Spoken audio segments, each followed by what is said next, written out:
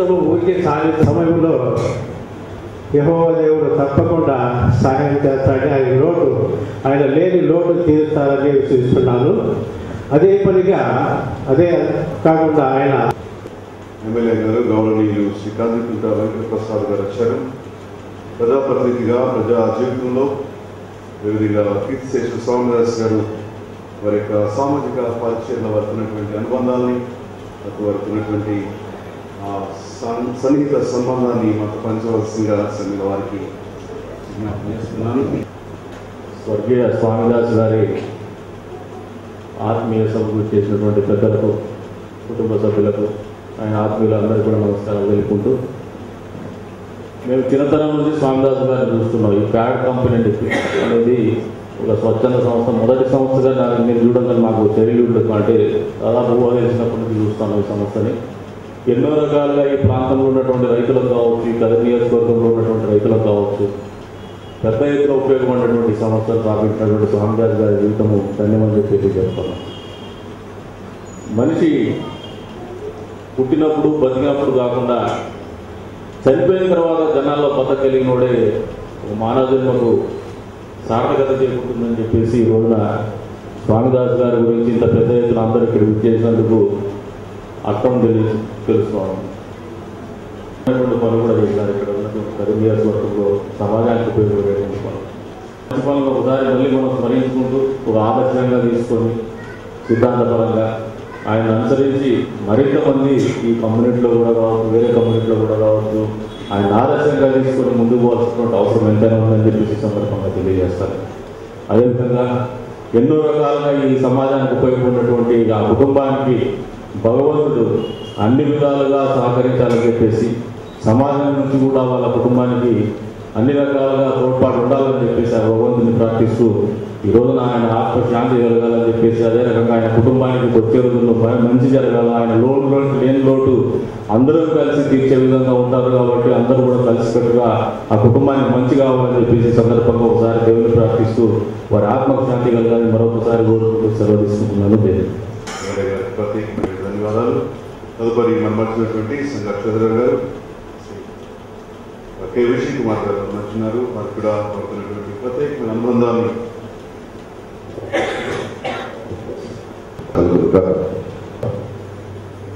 అంతేకాకుండా మరి స్వామిదాస్ గారి జీవితం ఎలాంటిదంటే అన్నిల్లో కూడా లోకంలో కూడా గొప్ప సాక్ష్యము కలిగిన జీవితం ఆయనది. మరి ప్యాడ యొక్క స్వచ్ఛంద సంస్థ ద్వారా మరి అనేక మంది విద్యార్థులు అయితేనేమి, రైతులు అయితేనేమి ఆయన ద్వారా ఈరోజు విద్యార్థులు కూడా మంచి చదువులు చదివించి మరి ఉన్నతమైన స్థితిలో ఉన్నట్లు మాకు కనపడుతూ ఉంటారు.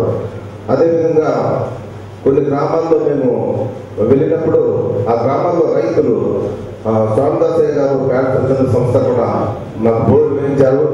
మాకు కరెంటు లేకుండా ఉన్నప్పుడు మరి డబ్బులతో మాకు కరెంటు ద్వారా మాకి పొలాలకి నీరు అందేలా చేశారు. మరి ఎన్నో రకాలైన సాక్ష్యాలు చెప్తూ ఉంటారు. నిజంగా అటువంటి సాక్ష్యం కలిగిన జీవితము మనమందరం కూడా కలిగి ఉన్నట్టయితే దేవుడి సన్నిధిలో మనం ఉన్నప్పుడు చాలా తృప్తికరంగా ఉంటుంది. అంతేకాని చాలా మంది ఉన్నారు, మరి ఆస్తి పెరిగే కొద్దీ, అంతస్తు పెరిగే కొద్దీ స్వార్థం పెరుగుతుంది మనిషిలో. అంటే మా పిల్లలు, మా కుటుంబము, మా బంధువులు ఎవరు ఉండాలి, పిల్లల కుటుంబం అనే ఉంటారు చాలా మంది. అయితే అందరినీ కూడా ఆయన తన సొంత పిల్లల్లా చూసేవాడు. ఆయనలో ఉన్న గొప్ప గుణం ఏమంటే సొంత పిల్లల్లా కూడా అందరూ తప్పకుండా సాయం చేస్తారు. ఆయనకి ఎప్పుడు కూడా ఆయనలో నేను ఎప్పుడు కూడా గర్వం అనేది నేను చూడలేదు. చాలా మంది కొంత డబ్బు, ఒక 5-10 లక్షల డబ్బు ఉంటే మరి గర్వాన్ని ప్రదర్శిస్తారు. మీరు తక్కువ, మేము ఎక్కువ అనే భావంతో, చులకన భావంతో చూస్తారు. కానీ ఆయనలో ఎంతో ఆస్తి పాస్తున్నా, డబ్బున్నా, మరి పేరున్నా కూడా ఏ రోజు కూడా ఆయన తగ్గింపు జీవితమే జీవించినాడు. మరి క్రైస్తవులు ఎంతమంది మరి ఇటువంటి జీవితాలు మనం జీవిస్తాము, మనం ఒకసారి మనం ప్రశ్నించుకోవాలి. మరి అదేవిధంగా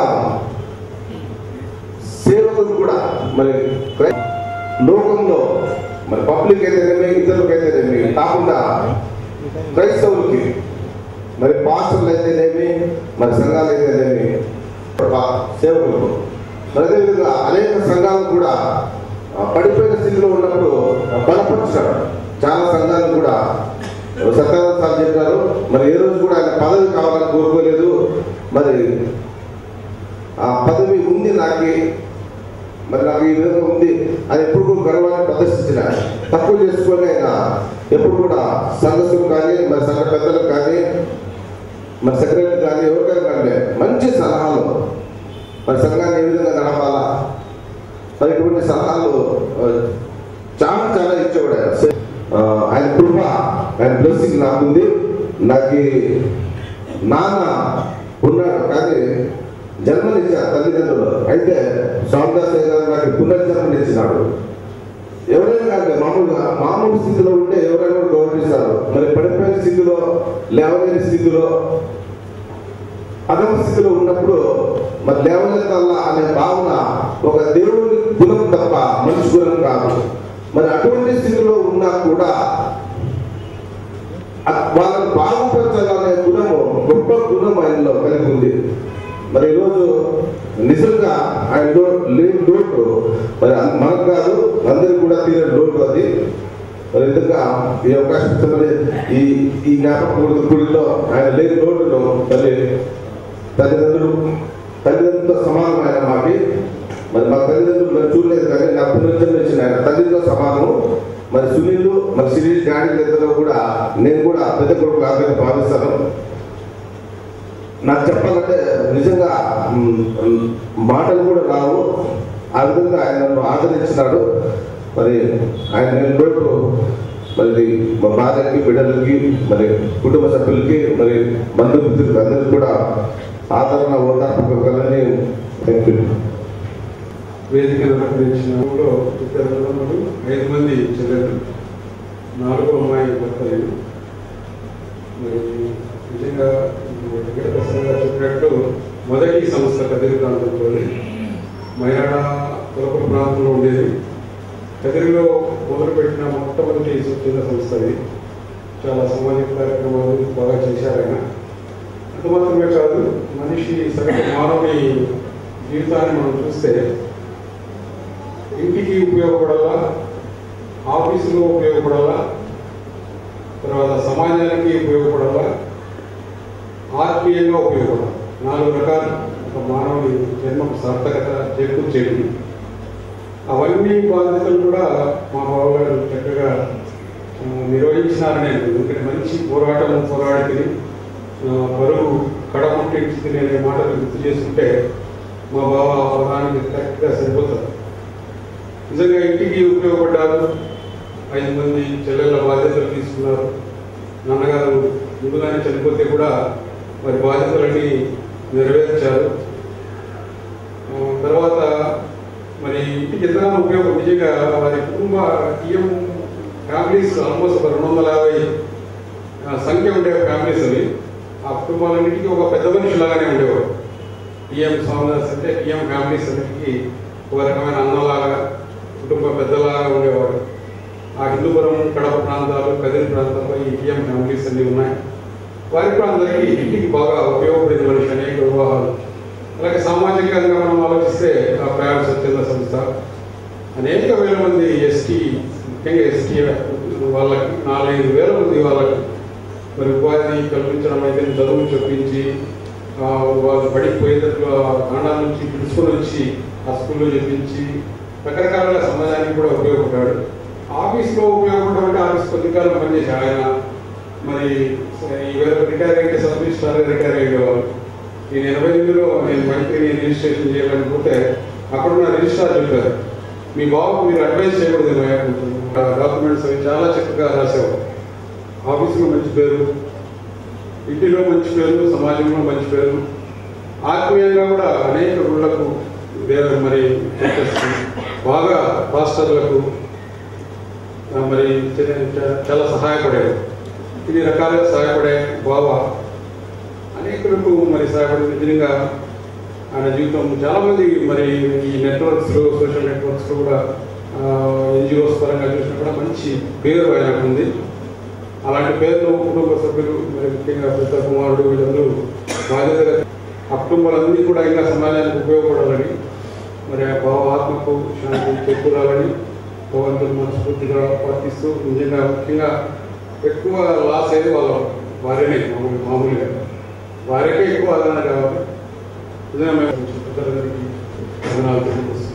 బాబు గారు శ్రీ శరణ్ గారు మాకు కూడా బాబు గారు మాటలు చెప్పాలని ప్రేమతో ఆహ్వానిస్తాం. నేను సాందాస్ బాబు గారికి బామార్దిని. నాకు 4 అక్కగారు. నా 2వ అక్క రాజకుమారి. మరి మా అక్కగారికి పెళ్ళైనప్పుడు నేను 6వ తరగతి చదువుతున్నాను. చాలా చిన్నవాడిని. సో మా ఇంట్లో ఉన్నటువంటి 2 తమ్ముళ్ళు, అంటే నేను నా తమ్ముడు. కానీ మా అక్కకి నేను ఎక్కువ అటాచ్మెంట్ ఉండేది మా రాజకీయకి. సో మా బావ కూడా అదే అటాచ్మెంట్ నా మీద ఉంది. సో నేను 10వ తరగతి నన్ను కదిరికి తీసుకుని వచ్చి నేను కదిరిలో 10వ తరగతి చదివించాడు. నా ఎడ్యుకేషన్ అయిపోయిన తర్వాత మా ఇంటికి ఒక టెలిగ్రామ్ పంపించాడు, సెయింట్ చరణ్ ఫర్ అపాయింట్మెంట్. నేను ఇంకా చదువుకోవాలనుకుంటున్నాను యూనివర్సిటీలో అని చెప్దామనుకున్నా మా బాబాయ్ అంటే మాకు చాలా భయం, ఆయనకి ఎదురు చెప్పే వాళ్ళం కాదు.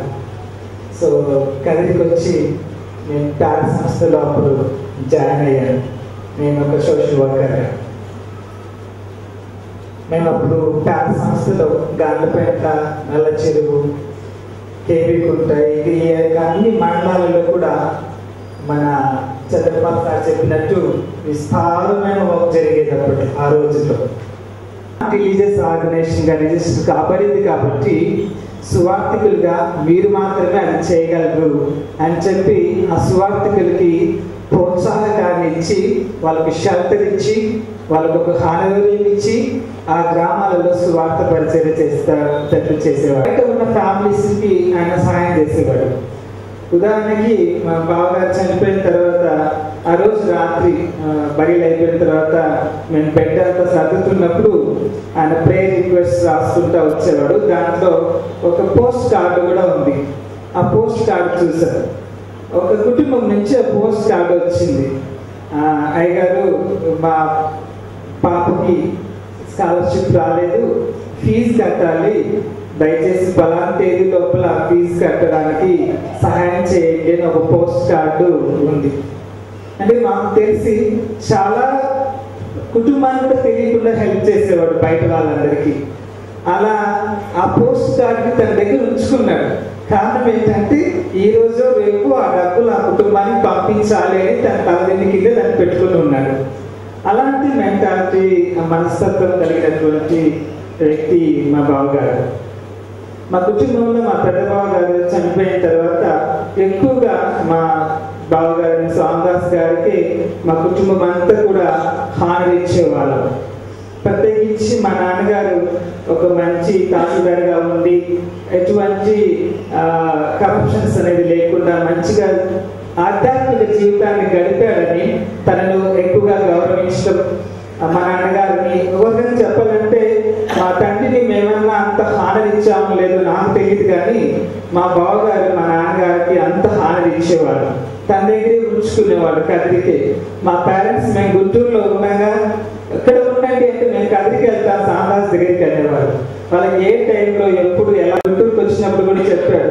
తను కొంచెం హెల్త్ బాగాలేదని చెప్తూ ఉన్నప్పుడు చరణ్, మనకి ఏదైనా సమస్య వచ్చినప్పుడు సునీల్ కానీ మీ అక్క కానీ ఐజాక్ని సంప్రదించండి, ఐజాక్తో మాట్లాడండి, ఐజాక్తో డిస్టెన్స్ తీసుకోండి అని చెప్పేవాడు మాకు. సో ఇలా అంటే మా అన్న ఇందాక చెప్పినట్టుగా మా ఫ్యామిలీలో ఆయనకు మాకు అన్నటువంటి సంబంధం, ఆయనకున్నటువంటి రిగార్డు అటువంటిది. Thank you. స్నేహితుడు అతను ఎట్లా స్నేహితుడు అంటే సత్యానంద ఇంతవరకే చెప్పారు. నేను అతను విజయశేఖర్ గారు ఆ సత్యానంద భోజనం ఉన్నప్పుడు మేము కూడా అతని దగ్గర చిన్నపిల్లలుగా ఉండి చదువుకున్నాము. చదువుకొని దొరల దగ్గర ఎంతో అభివృద్ధి పొంది దేవుని దయ వల్ల అతనుకి ఒక ఉద్యోగం కూడా వచ్చింది. అతను సబ్మినిస్టర్గా ఒక క్లర్క్గా చేరి ఎంతో సున్నితంగా మంచి రాత రాసేవాడు, మంచి చదవని, మంచి జ్ఞానవంతుడు కూడా. అటువంటిప్పుడు ఏం సోమదాస్ గారు ఎందుకు నిషేధిస్తున్నావు అంటే, అయ్యా నేను మత్తయ్య గారు, నేను కొంతమందికి సేవ చేయాలనుకున్నాను. నేను ఆ సేవకు యొక్క ప్యాడ్ అనే సంతతను నిర్మించుతున్నాను. అది కూడా నేను ఒక లంబాడీస్ మధ్య, ఆ సుగాలీస్ మధ్య పెట్టి బీదవాళ్ళకి ఎంతో సహాయం చేసి వారిని ఆదుకోవాలా, దేవుడిచ్చినటువంటి నా భాగ్యాన్ని నేను వినియోగించుకోవాలని నాతో ఎన్నో రోజులు కూడా సంప్రదించేవాడు. మొన్న రోజు కూడా ఒక చనిపోక ముందు 4 రోజుల ముందు అతని గృహానికి వెళ్ళి చూసినాడు. అదేవిధంగా వాళ్ళ తల్లిగారిని చూడాలని ప్రార్థిస్తున్నాను. అంతేకాకుండా విడిచిపోయినటువంటి మాట్లాడతామని భగవందాస్ గారు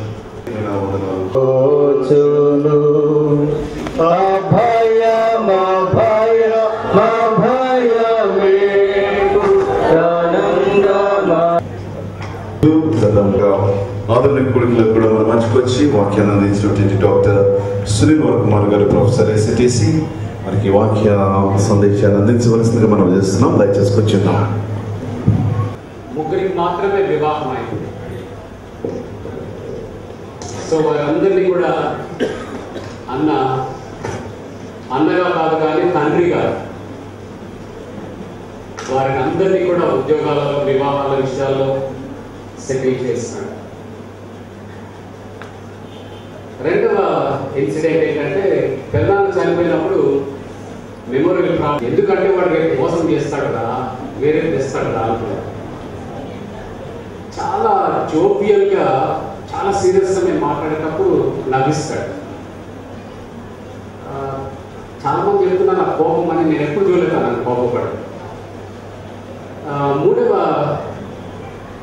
ఇన్సిడెంట్ ఏంటంటే, ఎప్పుడు తనతో మాట్లాడడానికి వచ్చినా కూడా ఏ అకేషన్స్లో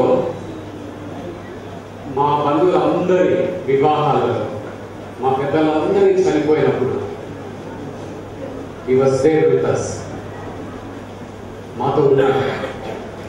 అద్భుతంగా కార్యక్రమాలన్నింటిలో కూడా తను ఇన్వాల్వ్ అయ్యేవాడు. ఒక్కసారి నాకు గుర్తుంది, ఇక్కడ సిఎస్ఐ చర్చ్ స్టార్ట్ అయిన తర్వాత నేను కొంచెం సెల్ఫిష్నెస్తో, అన్నా నువ్వు ఎందుకు చేరకూడదు సిఎస్ఐలో అని అడిగిన. అంటే నవ్వినాడు. నవ్వి, నా తల్లి సంఘం సునీల్, నన్ను ఒరే అనేటోడు కానీ గురువు అయిన తర్వాత ఎప్పుడు కూడా అలా పిలవలేదు. ఇది నా తల్లి సంఘం, నేను ఇక్కడ నుండి ఎక్కడికి వెళ్ళను అని అన్నాడు. ఇంకా అప్పటి నుండి నేను కూడా ఎప్పుడు కూడా తనతో ఆ విషయాలు మాట్లాడలేదు. తర్వాత తను ఉద్యోగం చేసే దినాల్లో నాకు బాగా గుర్తుంది. శాలరీ అంతా తీసుకొని వచ్చి పెద్దమ్మ చేతిలో పెట్టాడు. మరి వదినమ్మ ఎంత ఫీల్ అయ్యారో నాకు తెలియదు కానీ జీతం అంతా తీసుకొని వచ్చి పెద్దమ్మ చేతిలో పెట్టాడు. వాళ్ళ ఇంటిలో సంవత్సరం పొడుగున బంధువుల పిల్లలు ఉండేది. పెద్దమ్మ వంట చేస్తే ఆస్తిగా వంట చేసినట్టే చాలా మందికి వండాలి, అయిపోతుంది వచ్చిన వాళ్ళంతా. పెద్దనాయన చాలా హడావిడి చేస్తారు కనుక ఇంకా ఉన్నారు తినేవాళ్ళు, అప్పుడే అయిపోయింది అంటే మళ్ళా పొయ్యి మీద పెట్టారు. సో ఇలా ఈ కుటుంబంలో చాలా మంది పెద్దనాన్న వైపు బంధువులు, పెద్దమ్మ వైపు బంధువులు వారి దగ్గర నుండి చదువుకున్నారు, వారి ఇంట్లో ఉండి ఉద్యోగాలు చేస్తారు. ఈ విషయాల్లో సౌందర్స్ అన్న వాస్ విత్ ద పేరెంట్స్. వాళ్ళని ఎప్పుడు కూడా వీళ్ళని చూస్తున్నారు, వీళ్ళని చూస్తున్నారు, మన పిల్లలు ఏమవుతారు, ఏ మాటలు మాట్లాడేటోడు. He treated everyone as his own brothers and sisters. ఈ విషయాలు నేను తన దగ్గర గమనించినాను. చదవబడినటువంటి వాక్యంలో నేను 4 ఆలోచనలు పునరుత్థానం గురించి మీతో చెప్పాలని ఆశపడుతున్నాను. కొరింథీ పట్టణంలో ఉన్నటువంటి క్రైస్తవ సంఘానికి మొదటి శతాబ్దంలో AD 50 పౌలు భక్తుడు యెరూషలేములో నుండి ఉత్తరాన్ని రాస్తూ ఉన్నాడు. ఈ ఉత్తరాన్ని రాస్తూ ఆయన ఒక అధ్యాయం అంతటిని కూడా మరణము పునరుత్థానముల గురించి రాస్తూ ఉన్నాడు. మరణము పునరుత్థానముల గురించి ఒక అధ్యాయం అంతా కూడా పౌలు భక్తుడు రాయడానికి గల ప్రాథమికమైనటువంటి కారణం ఏంటంటే ఆది క్రైస్తవ సంఘంలో నీరో చక్రవర్తి కాలంలో, డేసియస్ చక్రవర్తి కాలంలో క్రైస్తవ సంఘం చాలా హతసాక్షులుగా చంపబడుతున్నటువంటి దినములు. క్రీస్తుని వెంబడించినామన్న వారిని చాలా క్రూరంగా చంపుతున్నటువంటి దినములు. ఈ దినములలో పౌలు భక్తుడు క్రైస్తవ విశ్వాసం మరణంతో అంతం కాదు, క్రైస్తవుని యేసు ప్రభుల వారిని అంగీకరించుట మరణంతో అంతము కాదు. There is a life beyond death.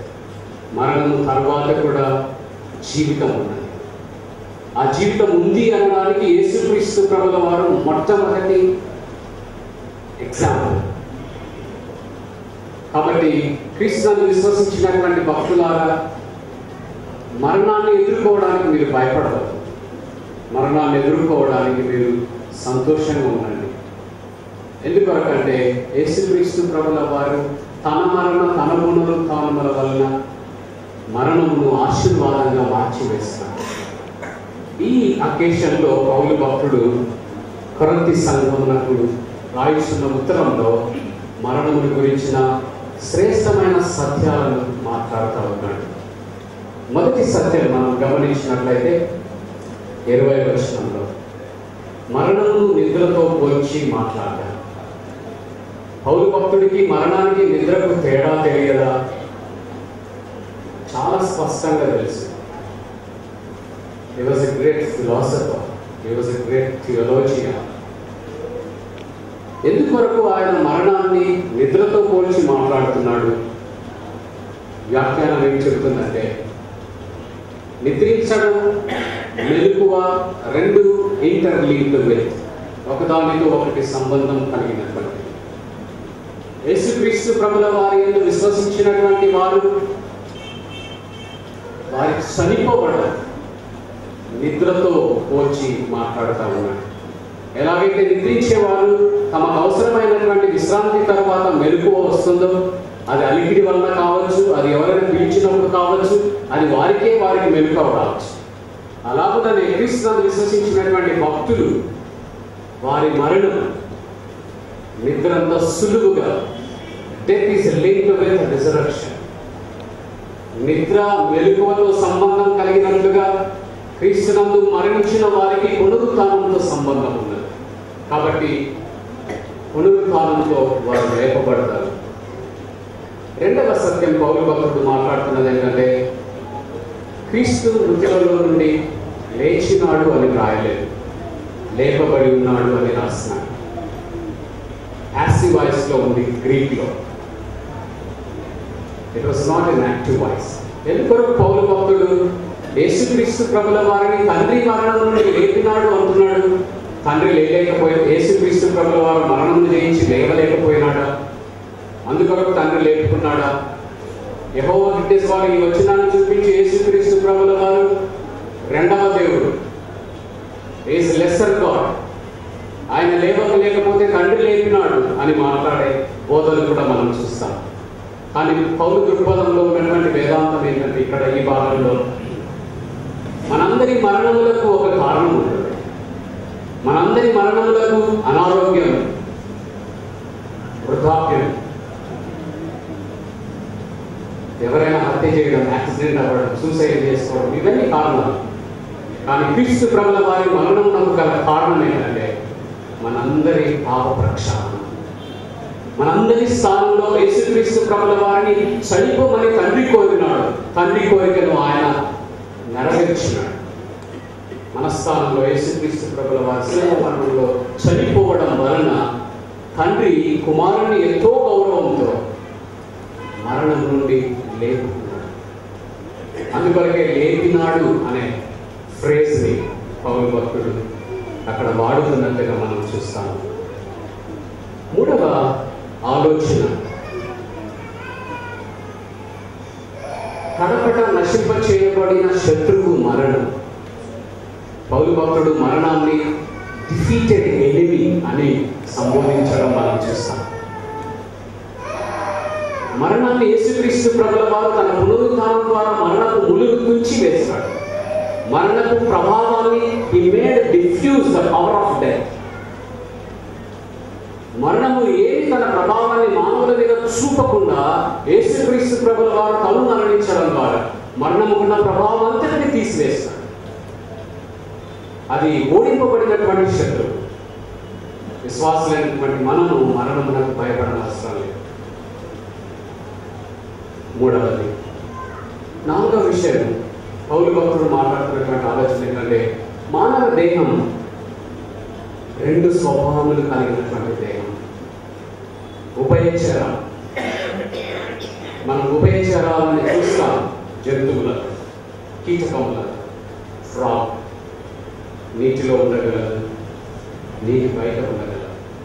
మానవ దేహంలో కూడా రెండు స్వభావములను పౌలు భక్తుడు గుర్తించి రాస్తా ఉన్నాడు.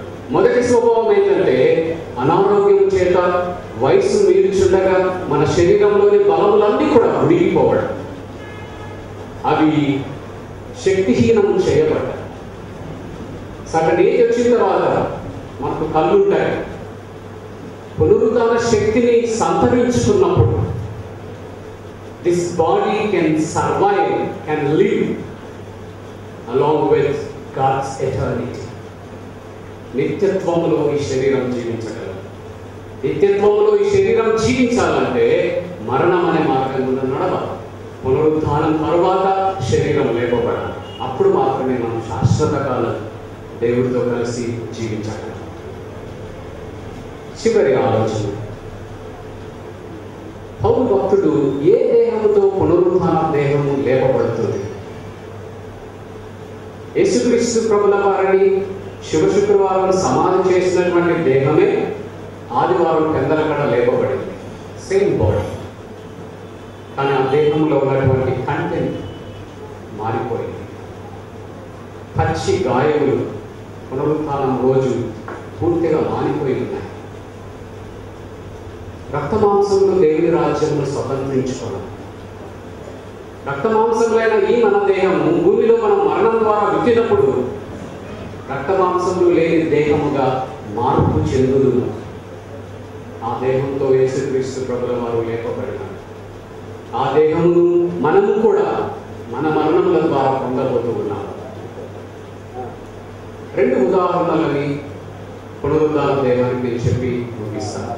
ఒకటి బటర్ఫ్లై, సీతాకోక చిలుక. అది గొంగలి పురుగుగా ఉన్నప్పుడు మనకు చాలా అసహ్యం అనిపించినట్టుగా గగురు పొడిచేటట్టుగా ఉంటుంది. చాలా కాళ్ళు, రంగు. అది నిద్రావస్థలోకి వెళ్ళిపోయిన తర్వాత కప్పుండి రంధ్రం చేసుకొని బయటకు వచ్చినప్పుడు బ్యూటిఫుల్ బటర్ఫ్లై. నిద్రలోకి వెళ్ళిన గొంగలి పురుగు బయటకు వచ్చినటువంటి బటర్ఫ్లై సేమ్ లైఫ్. ఇది పునరుద్ధాన దేహం. రెండవది భూమిలో విత్తుతున్నటువంటి విత్తనం. మనం విత్తుతున్నటువంటి విత్తనం అది 3 రోజులైన తర్వాత మొలుస్తుంది. మొలిచినప్పుడు అది విత్తనం వలె ఉండదు. విత్తనం వాసన ఉండదు, విత్తనం రంగు ఉండదు, విత్తనం ఆకారం ఉండదు. ఇది రెండవ ఉదాహరణ పునరుద్ధానం. యేసుక్రీస్తు ప్రభుల వారు మరణమును జయించి పునరుద్ధానుడై ఏ శక్తి అయితే దేవుడి నుండి సమాధిలోనికి ప్రవేశించి ఆ రాయిని తొరలించి యేసు ప్రభుల వారిని మరణం నుండి పునరుద్ధానంతో లేపిందో, that same power is made available to every believer. యేసునందు విశ్వాసం ఉంచిన మనందరికీ కూడా ఆ పునరుద్ధాన శక్తి మన మరణముల నుండి మనలను లేపు. ఈ నిరీక్షణ మన ప్రియులను స్వామిదాసనాన్ని మనం మరలా చూస్తాం, కలిసి జీవిస్తాం. శాశ్వతము క్రీస్తు ప్రభుల వారితో మనం పునరుద్ధానం తర్వాత జీవించబోతున్నాం. ఈ నిరీక్షణ మనందరినీ మన హృదయంలో ఆదరించుగాక. మాటలు చెప్పారు. గత 2 సంవత్సరాల్లో, గత 3 సంవత్సరాల నా పరిచయ ఈ కుక్కది పట్టణంలో సంఘంలో చేస్తూ ఉన్నప్పుడు చాలాసార్లు కొత్తలో సాందాస్ గారిని కలవాలి, మీరు సాందాస్ గారిని కలవాలి చాలా మంది అంటారు. కానీ 6 నెలల వరకు ఇంచుమించు 8 నెలల వరకు ఆ యొక్క సందర్భం మా జీవితంలో కలగలేదు. కానీ ఒకసారి కలిసిన తర్వాత నాతో మాట్లాడిన తర్వాత మాటలు నుంచి రేపటి నుంచి సంఘానికి నేను వస్తాను పాస్టర్ గారు, ఆలయంలో ఆరాధనలో కలిసి మీతో పాటు ఉంటానని చెప్పి ఇంచుమించుగా 4 నెలలు ప్రతి ఆదివారం క్రమం తప్పకుండా ఆలయానికి వచ్చి తర్వాత ఇంటికి వెళ్తే చాలా ఫీడ్బ్యాక్ ఇస్తూ ఉన్నారు. ప్రతి వారం కూడా మీరు నా దగ్గరికి వచ్చి ప్రార్థించారు. తర్వాత ఆరోగ్యం సహకరించలేకపోవడం బట్టి, నడవలేకపోవడం బట్టి కొంచెం ఇబ్బంది పడి రాలేకపోతున్నాను. కానీ మీరు ప్రతి వారం నా దగ్గరికి వచ్చి ప్రార్థన చేసి వెళ్ళాలనుకున్నప్పుడు సమయం వచ్చినప్పుడు వెళ్ళాము. వారం మిస్ అయితే నెక్స్ట్ వారం టీచర్ రాజకీయాలు మనం మర్చిపోయారు ఫస్ట్ గడలకు మనం మర్చిపోయారు పెద్దబాబు అనుకుంటా అక్కడ కానీ లేకపోతే సార్ కానీ నాతో మాట్లాడారు. సరే సందర్భం వచ్చిన తర్వాత ఆయన ఒక వేదన విషయాన్ని గమనించాను. ఏంటో వేదన అంటే నా చిన్నతనంలో నాకు బాప్తిస్మం ఇచ్చారో లేకపోతే నాకు పెద్ద ఎత్తున నాకు బాప్తిస్మం ఇచ్చారో నాకు జ్ఞాపకం లేదు. మీరు ఒకవేళ మానేస్తే నేను పరలోక వెళ్తాను నిశ్చయం అయితే నాకు లేదు. నేను కన్ఫ్యూజన్ స్టేట్లో ఉన్నాను. ఒక సందిగ్ధమైనటువంటి స్థితి నా జీవితం ఉంది. కనుక నేను మంచి బాప్తిస్మం ద్వారా తీసుకోవాలని ఆశపడుతున్నానని నాతో ఆయన కోరిక వ్యక్తం చేస్తాను. అలా చేసినప్పుడు ఎట్లా చేయాలి, ఏ విధంగా దాన్ని నేను ఆర్గనైజ్ చేయాలని సతమతం అవుతున్నాను. నా పరిస్థితులు ఒక డేట్ పెట్టుకున్నాను. సరే ఈరోజుకి ఇటుకల చెరువు దగ్గరికి వెళ్ళి మంచి బాప్తిస్మం తీసుకుని, ఎందుకంటే ఆయనకున్నటువంటి అనుమానాన్ని నివృత్తి చేయాలని బాధ్యత మాకుంది. బాబురాజు గారు కూడా చాలా కౌన్సిలింగ్ చేశారు. చాలా విషయాలు చెప్పినప్పుడు కూడా ఆయనకి మా మాటలేదు కూడా సంతృప్తిని ఇవ్వలేదు. సో డిజైర్ నేను బాప్తిస్మం తీసుకోవాలి, నా జ్ఞాపకం లేదు. నిర్ణయించిన తర్వాత ఎందుకు కొంచెం ఆలస్యమైంది. సరే సందర్భం వచ్చిన తర్వాత నేను నడవలేని పరిస్థితి ఉన్నాను, అంత దూరం నేను రాలేని పరిస్థితి గారు, నాకు ఇక్కడే బాప్తిస్మం ఇవ్వండి అని అన్నప్పుడు సరే బాబురాజు గారు మేము ఒక డేట్ పెట్టుకున్న తర్వాత ఆ సందర్భం వచ్చిన తర్వాత చేద్దామని అంటే మాత్రం ఏమన్నారంటే పాస్టర్ గారు అరణం లేదు, యూఎస్కి వెళ్ళింది, అరుణ వచ్చిన తర్వాత తీసుకుందాం, 2 నెలలు ఆకలిరా. సరే నేను కూడా ఆలోచన చేశాను. ఎందుకంటే వాళ్ళిద్దరు రిలేషన్ సంథింగ్ స్పెషల్. ఇంకా సిస్టర్స్ కలిసి రానికంటే అరుణక లేదా సార్ యొక్క బంధం ప్రత్యేకమైనది. సరే ఆదామని చెప్పాను. అరుణ వచ్చిన 2వ వారంలోనే కార్యక్రమం ఏర్పాటు చేసుకొని ఇంట్లోని ఆ యొక్క చిరుకృతి బాప్తిస్మం ఇచ్చి చేసినట్టు ఒక కారణం ఏంటంటే ఆయన అనుకున్న అనుమానం తీసుకోవడానికి రోజుమైన వారిని ఇస్తే అదేమిటో వింటానికి మీ సేవ ఆయన కలిగినటువంటి ఆ యొక్క స్పష్టమైనటువంటి ఆ యొక్క ఆనందాన్ని దినాల ఆనందంగా పవన్ మేము రాజకి కూడా కుటుంబ సభ్యులందరూ కలిసి నాకు బాప్తిస్మం దినాన మేము వారికి ఇచ్చిన ఎంతో సంతోషించాం. సో ఈ డిజైర్స్ ఈ వాన్స్ దానికి అడ్డంకున్నటువంటి ఆ యొక్క అనుమానం నివృత్తి చేసుకోవడానికి తన జ్ఞాపకం విషయాలు పక్కన పెట్టి ఈ రోజు చేసుకుంటే నూతన జన్మ పొందుతాయని పర్లోక రాజ్యంలో చేరడానికి నిశ్చయం ఆయన కలిగినప్పుడు దాన్ని నివృత్తి చేసుకొని వెళ్ళిన సందర్భాన్ని నేను జ్ఞాపకం చేసుకుని సంతోషంగా నేను ఈరోజు ధైర్యంగా చెప్తాను. సార్ ఈ రోజున దేవుడితో ఉన్నారని నమ్మకం కలిగిన విషయాన్ని జ్ఞాపకం చేసుకున్నాను. సమయంలో మన మధ్యన బాబా రాస్తున్నారు. వారు వచ్చి వందన సమర్పణ చేసిన తర్వాత సాయిసర్ గారు ముగింపు ప్రార్థన సార్ గారి యొక్క వందనాలు తెలియజేస్తుంటున్నాం. అలాగే దయాస్తున్న పెద్దలు, దైవ సేవకులు, అలాగే పాస్టర్స్, వీకెండ్స్కు వచ్చిన మీ అందరికీ వందనాలు తెలియజేస్తుంటున్నాం. నిజానికి సమయం ఎక్కువైంది. అయినా ఒక 5 నిమిషాలు మాట్లాడినా ఒకవేళ ముగించినా మీరు ఉండాల్సిందే. ఎందుకంటే అక్కడ భోజనాలు జరుగుతున్నాయి కాబట్టి ఒక 3 minutes తర్వాత పెద్దలకు ఇస్తాం సమయము. చక్కగా వాక్యం ఇచ్చిన దేవదాసులకు, రీడ్ చేసిన వారికి కూడా వందనాలు తెలియజేస్తుంటాం. 98లో బ్రదర్కు హార్ట్ ఆపరేషన్ జరిగింది. ఇంతకుముందే విష్ణు గారు చెప్పారు 5 మంది సిస్టర్స్ ఇంట్లోని. మా అందరికి కూడా ఆయన వివాహాలు అన్నీ జరిగించారు. అలాగే కాకుండా చాలామందికి సొసైటీలో కూడా జరిగించారు వివాహాలు. 98లో హార్ట్ అటాక్ వచ్చినప్పుడు మేము వెళ్ళాము హైదరాబాద్ అంటే దివస్కి వెళ్ళాము. అది చెప్తే బాగుంటుంది అనిపిస్తున్నాడు. అక్కడ ఆపరేషన్ అయిన తర్వాత 2 weeks ఐసీయూలో పెట్టారు. బయటకు తీసుకొని వచ్చిన తర్వాత వితిన్ 7 hours కాంప్లికేషన్స్ డెవలప్ అయ్యాయి. మళ్ళీ తీసుకెళ్ళిపోయారు. మాకు వాళ్ళు పిలిచి ఏం చెప్పారంటే డ్రమ్ అంటే హార్ట్ పక్కన డ్రమ్ అని ఒకటి ఉంటుంది, అది చాలా వీక్ పొజిషన్ ఉంది, మేము హార్ట్ ఆపరేషన్ చేసాం, కష్టం అవుతుంది, చెప్పలేము అనే విషయాలు చెప్పారు. వీళ్ళు ఎవరు రాలేదు, సిమెంట్ చిన్న పిల్లడు, సునీల్ కూడా డిగ్రీ చదువుతున్నాడు, వారికి పిల్లవించలేదు, నేను అక్కడే ఉన్నాను. డాక్టర్ పిలిచి చెప్పాడు. తర్వాత ఐసీయూలో పెట్టుకోండి అని చెప్పారు. అప్పుడు మాకు తెలియదు, కేర్ హాస్పిటల్ చాలా ఫేమస్. అప్పుడు ఆ టైంలో గవర్నర్ గారిని తీసుకొచ్చారు అక్కడ, చంద్రబాబు కూడా వచ్చి చూసుకొని పోయారు. ఐసీయూలో ఇంత కాలం పెట్టడానికి మాకు లేదు అని చెప్పారు. ఆ 2 వీక్స్ అయిన తర్వాత ఏమైందంటే నాకు తెలియదు, కానీ ఆ యొక్క ప్రసాదరావు గారి పేరు నాకు పెద్ద గుర్తు లేదు, అతను మెడికల్ డైరెక్టర్ నిమ్స్లో, ఆయన వచ్చాడు. తర్వాత వర్ధన్ గారు అని ఆయన మెడికల్ కాలేజ్ ఉంది మహారాష్ట్రలో, ఇంజనీరింగ్ కాలేజ్ ఉన్నాయి. తర్వాత జీవన్ జోత్ అని ఆర్సీఎం వాళ్ళందరూ వచ్చేసాం ఒకటే రోజు. మేము ఆశ్చర్యపడినాం, జీవన్ కాలేజ్ అంటే ఈయన సర్వీసెస్కు వాళ్ళకు బాగా ఒక లింక్ ఉంది. వర్ధన్ గారు అని అన్న కలిసి పనిచేశారంట ఎక్కడో.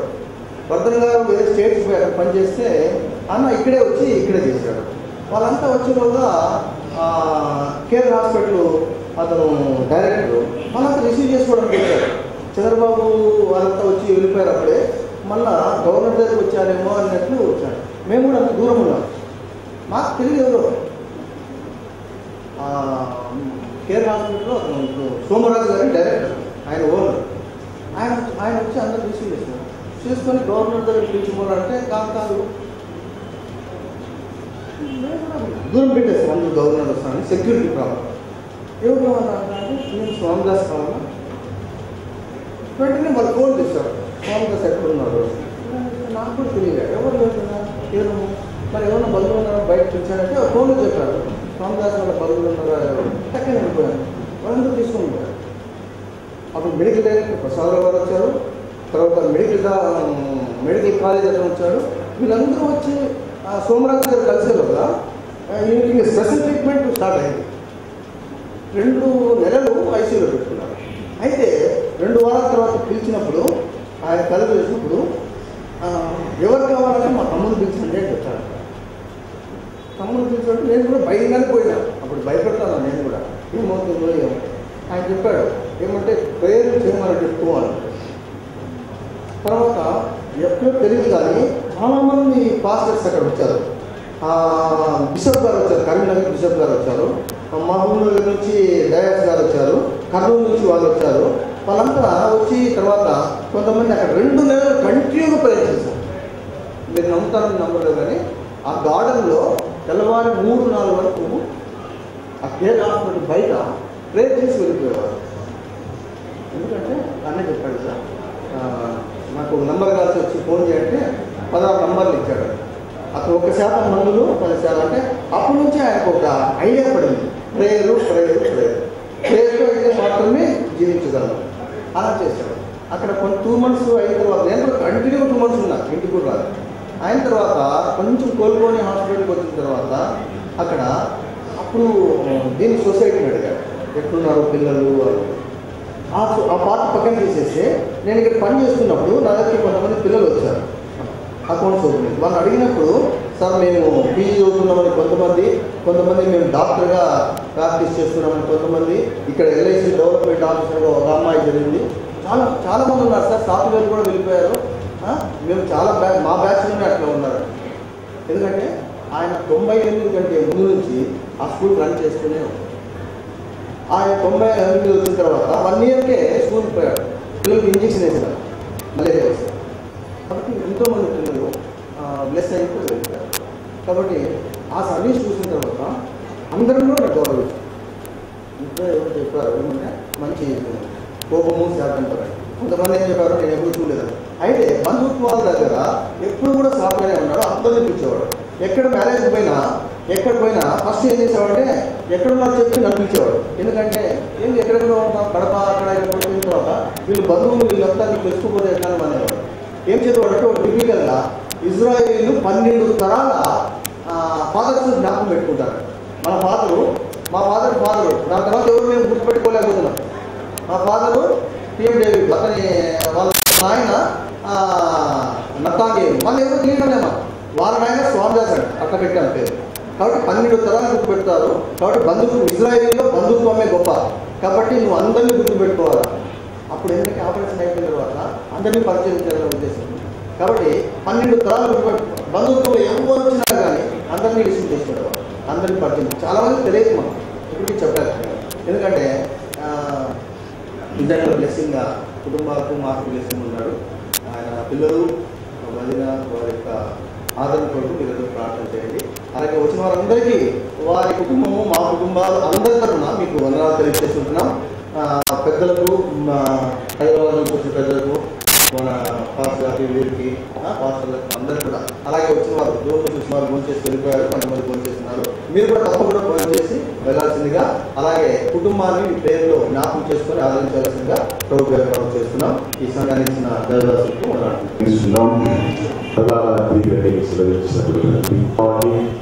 తల్లి గర్భం నుంచి కాపాడి సంరక్షించుగా ప్రవేశపెట్టినకై స్థుతులు చెల్లిస్తున్నాం తండ్రి.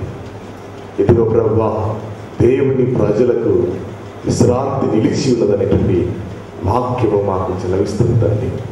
ఆ మరి విడవబడినటువంటి కుటుంబానికి తండ్రి ఈ యొక్క ఆదరణ దయచేయబడుతున్నాం ప్రభా. అమ్మగారిని ఆశీర్వదించని, ధైర్యపరచని దయచేయబడుతున్నాం ప్రభా. ఈ లోకంలో అందరూ విడిచినా కూడా ప్రభా నీవు మమ్మల్ని విడువవు ఎడబాయటువంటి దేవుడు తండ్రి ప్రభా. ఈ యొక్క ఆదరణ అమ్మగారికి దయచే, అదేవిధంగా కుమారులకు, మరి కోడళ్లకు, మరి మనవళ్ళకు, మనవరాళ్లకు, మరి చెల్లెళ్ళ గారికి దయచేసి ఇంతగా ప్రభా ఈ కార్యక్రమం జయప్రదం చేసినట్టు వందనాలు చెల్లిస్తున్నాం తండ్రి. వందనాలు చెల్లిస్తున్నావా, అయితే నెమ్మది శాంతి అనుగ్రహించిన స్థితులు చెల్లిస్తున్నాం ప్రభా. అనే కుటుంబానికి మీకు ఆదరణ దయచేయమని యేసునామమున తండ్రి. ప్రార్థన చేసి వారిని ప్రకారం ప్రార్థన చేస్తాం.